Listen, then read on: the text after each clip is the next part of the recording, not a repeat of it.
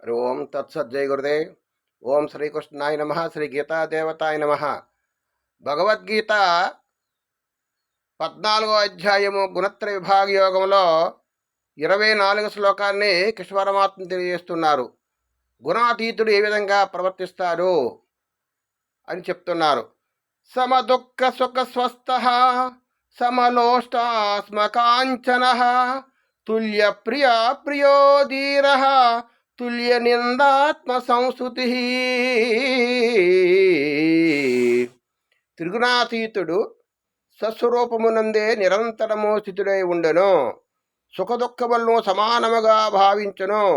మట్టి రాయి బంగారముల యందు సమభావమునే కలిగి ఉండును. అనగా ఆ మూడింటి యందును గ్రాహ్యత్యాజ్య భావములను కలిగి ఉండడు. అతడే ధీరుడైన జ్ఞాని. ప్రియాప్రియములకు గాని నిందాస్తులకు గాని తొనగడు. అనగా రెండింటి యందును సమస్థితిలోనే ఉండును. గుణాతీతుని యొక్క లక్షణాలు చెప్తున్నారు. ఏమిటంటే గుణాతీతుడు స్వస్వరూపమునందు నిరంతరముగా ఉంటాడు. స్వస్వరూపం అంటే నేను ఆత్మను, బ్రహ్మస్థితిలో ఉంటాడు, ఆత్మస్థితిలో ఉంటాడు. గుణాతీతుడికి ఎటువంటి గుణాలు అతడికి ఉండవు. గుణాతీతంగా ఉంటాడు. ఒకవేళ గుణములు ఉన్నా సరే దాన్ని సాక్షిగా చూస్తాడు. సాక్షిగా అతీతంగా ఉంటాడు. గుణాతీతుడు అంటే గుణములు లేవని కాదు, గుణానికి అతీతంగా ఉంటాడు. గుణాలను చూస్తూ ఉంటాడు, గుణానికి సాక్షిగా ఉంటాడు. త్రిగుణాతీతుడు స్వస్వరూప స్థితిలో ఉంటాడు. నిరంతరము కూడా ఎటువంటి ఆలోచన లేకుండా మనస్సు ప్రశాంతంగా ఉంటుంది. సుఖదుఖములను సమానముగా భావిస్తాడు. గుణాతీతుడు సుఖదుఖములను సమానంగా భావిస్తాడు.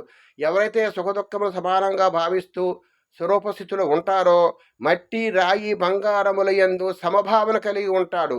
ఒక బంగారం చూసినా, మట్టి చూసినా, రాయి చూసినా వాటి యందు ఎటువంటి మనసు చంచలము కానీ వికారము కానీ పొందడు.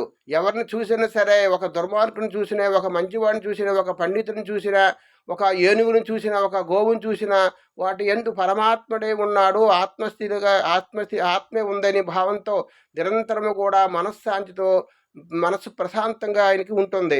అనగా మూడిటి యందుడు ఎటువంటి భావన ఆయనకి భేదము ఉండదు. అతడే ధీరుడైన జ్ఞాని. ప్రియాప్రియములకు కానీ నిందాస్తులకు కానీ తొనకడు. నింద వస్తూ ఉంటుంది, పొగుడుతూ ఉంటారో నిందిస్తూ ఉంటారు. అటువంటిప్పుడు కూడా ఆయన నిశ్చలంగా ఉంటాడు. ప్రియాప్రియములు ఆయనకి ప్రియమైనవి వచ్చినా రాకపోయినా సమభావంతో ఉంటాడు. అటువంటి వాడే గుణాతీతుని పరమాత్మ తెలియజేశారు. మనము కూడా ఆ స్థితి రావడానికి మనం ప్రయత్నం చేయాలి. హరి ఓం తత్సత్. జై గురుదేవ్.